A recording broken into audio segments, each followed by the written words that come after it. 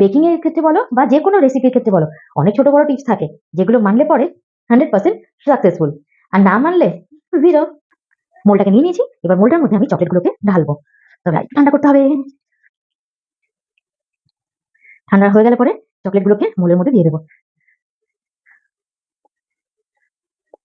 একটা চামচ আনলে মনে হয় বেশি সুবিধা হতো, হাতা থেকে গড়িয়ে পড়ে যাচ্ছে, এরকম করছি তো এরকম হয়ে যাচ্ছে। দেখো চকলেট কিন্তু গরমের তাপে একদম পুরো লিকুইড হয়ে গেছে।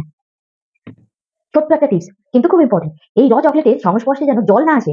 জল আসলেই কিন্তু মুশকিল, কারণ জল যদি এর সাথে টাচ চলে আসে না, তো চকলেট হার্ড হয়ে যাবে, আর চকলেটটা দিয়ে কোনো রকম কোনো কাজই করা যাবে না।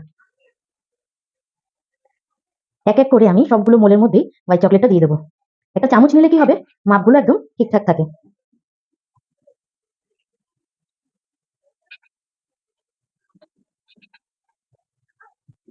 একটু এদিক ওদিক করে বেরিয়ে আছে, কোনো অসুবিধা নেই। তো দেখো, যখনই চকলেটের মধ্যে দেবো আর ভালো করে ট্যাপ ট্যাপ করে নিতে হবে। দেখো কতগুলো স্ট্রবেরি চলে আসলো, আর এই স্ট্রবেরি গুলোকে কিন্তু আমি ভালো করে ওয়াশ করে নিয়েছি, আর এই স্ট্রবেরি দিয়ে বানাবো আজকে স্পেশাল এই চকলেট মোদক।